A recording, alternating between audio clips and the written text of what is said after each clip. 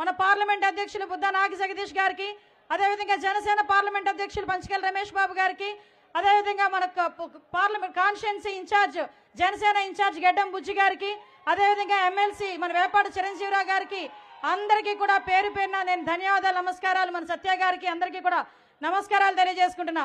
ఈరోజు ఈ శంఖారావం కార్యక్రమం చూసి వైసీపీ గుండెల్లో రైళ్లు పరిగెడుతున్నాయి. ఆ రైళ్లు ఎలా పరిగెడుతున్నాయంటే 4.5 సంవత్సరాల పాటు పరదాల చాటున దాక్కున్న ముఖ్యమంత్రి, పబ్జీ గేమ్ ఆడుతూ కూర్చున్న ముఖ్యమంత్రి ఒక్కసారిగా లోకేష్ గారి పాదయాత్ర, తర్వాత బూనమ్మ గారి నిజం గెలవాలి కార్యక్రమం, చంద్రబాబు నాయుడు గారి రా కదలరా సభలకి విశేషంగా వస్తున్న ఆదరణ చూసి తట్టుకోలేక బయటకు వచ్చి సిద్ధం అని మాట్లాడుతున్నాడు. ఈరోజు పరిస్థితి చూస్తుంటే 4.5 సంవత్సరాలుగా నువ్వు చేసిన అఘాయిత్యాలు, నువ్వు చేసిన అక్రమాలు, నువ్వు చేసిన ప్రజలు చేసిన అవమానాలు, ఈరోజు ప్రతి ఆడబిడ్డ కూడా మొహం దించుకొని తల దించుకొని వెళ్ళే పరిస్థితి కల్పించిన ఈ దుర్మార్గుడు సైకో పరిపాలనలో ఈరోజు 4 సంవత్సరాల 9 నెలల కాలం ఈ ఆంధ్రప్రదేశ్ రాష్ట్రం అట్టడుగుపోయింది. ఈరోజు బయటకు వచ్చే సంక్షేమ పథకాలు నేను ఇస్తున్నాను, 2 విషయాలు మాట్లాడతా. ఈరోజు బయటకు వచ్చి మాట్లాడతాడు. నిన్న మొన్న చంద్రబాబు నాయుడు గారిని మీటింగ్లో మాట్లాడతాడు.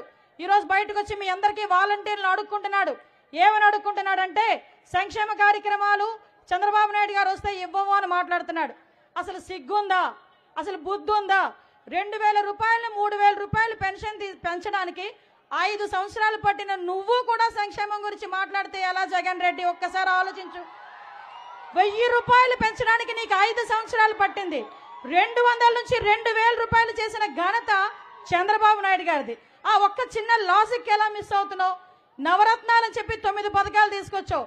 ఈ నవరత్నాలు బూచి చూపించి చంద్రబాబు నాయుడు గారు ఇచ్చిన 130 పథకాలను మరుగున పెట్టిన పరిస్థితిలో నువ్వు సైకోవి కాదని నేను అడుగుతున్నా. ఒక్కసారి మన దగ్గర కనుక లిస్టు చూసుకుంటే 130 పథకాలు చంద్రబాబు నాయుడు గారు ఇచ్చారు.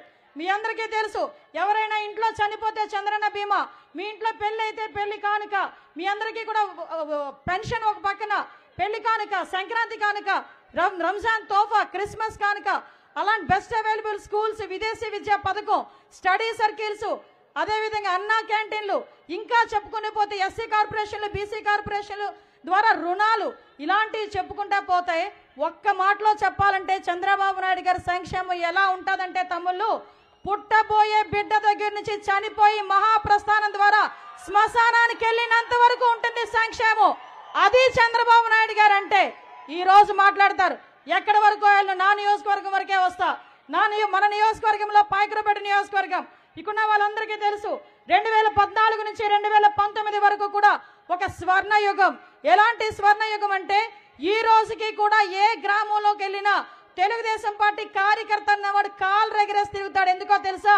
ఆ వేసిన రోడ్డు నేను తీసా, వేసిన కాలువ నేను తీసా, ఈ రోజు వేసిన పంపు నేను కొట్టా, ఈ రోజు మంచినీరు ఇస్తున్నామంటే తెలుగుదేశం పార్టీలో ఇచ్చామని గర్వంగా చెప్పుకునే ప్రతి కార్యకర్తకి కూడా వైసీపీ వాళ్ళందరికీ కూడా మీ అందరి తరపున ఒకటే క్వశ్చన్ అడుగుతున్నా. అరే అభివృద్ధి అని మాట్లాడతారు. ఒకటి ఎగ్జాంపుల్ ఏంటంటే 2014-19లో ఇక్కడ రొయ్యల ఉత్పత్తి కేంద్రం అని చెప్పి ఆక్వాటెక్ కంపెనీకి ఒకటి చంద్రబాబు నాయుడు గారు శంకుస్థాపన చేశారు. శంకుస్థాపన చేసినప్పుడు అక్కడ 30 కోట్ల రూపాయలు పెట్టి సెంట్రల్ గవర్నమెంట్ నుంచి వస్తుంది తీసుకొచ్చి పెట్టారు. పెట్టిన తర్వాత మళ్ళా వచ్చాడు జగన్మోహన్ రెడ్డి. వాళ్ళకి చెల్లికి మళ్ళీ పెళ్లి చేయడం బాగా అలవాటు కదా, మనం చేసిన శంకుస్థాపనకి మళ్ళా తిరిగి శంకుస్థాపన చేశాడు. నేను అనుకున్నా సుమారుగా 400-500 మందికి ఉద్యోగాలు వస్తాయేమో అనుకున్నా. కానీ మా నోడు ఏం చేశాడంటే అక్కడ శంకుస్థాపన కొట్టాడు, 30 కోట్ల అకౌంట్లో పడింది, ఈ 30 కోట్లు స్వాహా.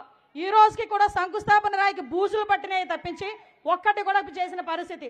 ఇక్కడ కోటూరెట్ల మండలంలో మీరు వచ్చేటప్పుడు చూసుంటారు సార్, జల్లూరు బ్రిడ్జ్ పరిస్థితి ఏందిరా అంటే 4 కోట్లు పెట్టి మనమిస్తే కనీసం అప్రోచింగ్ రోడ్లు కూడా వేయలేని దుస్థితిలో వీళ్ళు ఉన్నారు. ఇక్కడ పందూరు బ్రిడ్జ్ ఉంది, 6 కోట్ల రూపాయలు పెట్టి పందూరు బ్రిడ్జ్ కట్టించాం. అది కూడా తెలుగుదేశం పార్టీ హయాంలోనే 2 సార్లు కూడా బ్రిడ్జ్ కట్టించాం.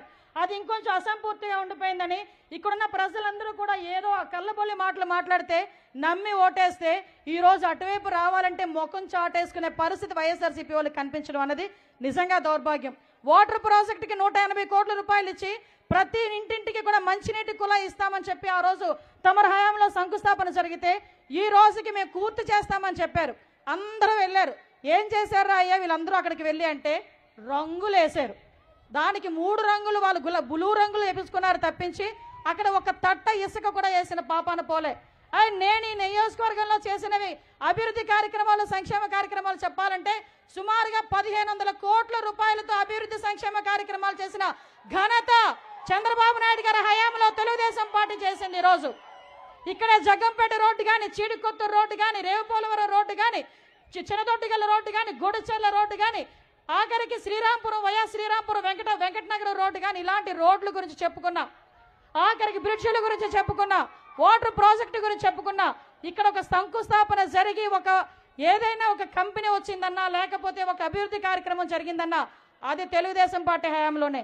ఈ విషయాలన్నీ తెలియకుండా దద్దమ్మలందరూ కలిపి తొడలు కొడుతున్నారు. నేను ఈ సభావేదికగా, శంకారావం సభావేదికగా నేను సవాల్ విసురుతున్నా.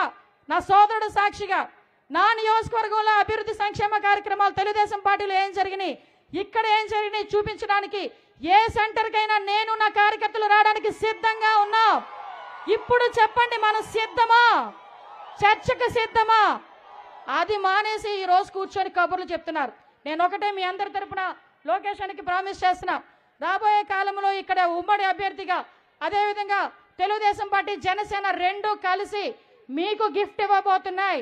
30,000 మెజార్టీ, పై మెజార్టీతో జనసేన టీడీపీ కార్యకర్తలు కలిసి ఇక్కడ సీటు మీకు గిఫ్ట్గా ఇవ్వబోతున్నాయి సార్. ఆ విషయం చెప్పడానికే ఈరోజు ఇంతమంది మీ అందరి దగ్గరికి వచ్చి మీకు బ్లెస్సింగ్స్ ఇవ్వడానికి వచ్చారు. మీ అందరూ కూడా ఈ కార్యక్రమానికి ఇంత పెద్ద ఎత్తున వచ్చి మమ్మల్ని అందరినీ ఆశీర్వదించినందుకు ప్రత్యేకంగా మీ అందరికీ కూడా ధన్యవాదాలు తెలియజేసుకుంటూ, ఈరోజు మనందరికీ కూడా ఇంకొక తోడు జనసేన పవన్ కళ్యాణ్ గారు, ఒక ఎమోషన్.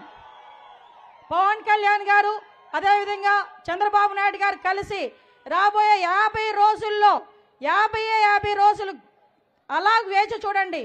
అక్కడ కూర్చొని అమరావతిలో నుంచొని అక్కడ చంద్రబాబు నాయుడు గారు అను నేను అని ఒకే ఒక శబ్దంతో ప్రమాణ స్వీకారం చేయడానికి మనందరం కూడా సిద్ధపడాలని మనస్ఫూర్తిగా తెలియజేసుకుంటూ, ఈ అవకాశం ఇచ్చిన మీ అందరికీ కూడా ప్రత్యేకంగా ధన్యవాదాలు తెలియజేసుకుంటూ, సార్ మా కాన్షియన్స్ ఇండెంట్ అయితే చాలా ఉంది, అదంతా చెప్పాలంటే చాలా టైం పడుతుంది కాబట్టి దయచేసి మీకు అదంతా కూడా కాగిత రూపంలో ఇస్తాను. ఎందుకంటే సమయాభావం కలిగింది, అందువల్ల మీ అందరూ కూడా అది కూడా అర్థం చేసుకోవాలని మనస్ఫూర్తిగా తెలియజేసుకుంటూ, ఇక్కడికి వచ్చిన ప్రతి ఒక్క కార్యకర్తకి కూడా, మహిళలకి, ముఖ్యంగా మహిళలందరికీ కూడా పాదాభివందనం చేసుకుంటూ సెలవు తీసుకుంటున్నా. జై హింద్, జై తెలుగుదేశం, జై జనసేన. చంద్రబాబు నాయుడు గారి నాయకత్వం, పవన్ కళ్యాణ్ గారి నాయకత్వం, లోకేష్ అన్న నాయకత్వం, లోకేష్ అన్న నాయకత్వం. Thank you. ఈరోజు ఈ కార్యక్రమాన్ని ఉద్దేశించి మనందరి అభిమాన నాయకుడు, జనసేన పాయకరావుపేట ఇన్ఛార్జ్ గడ్డం బుజ్జి గారిని మాట్లాడాల్సిందిగా కోరుకుంటున్నాం.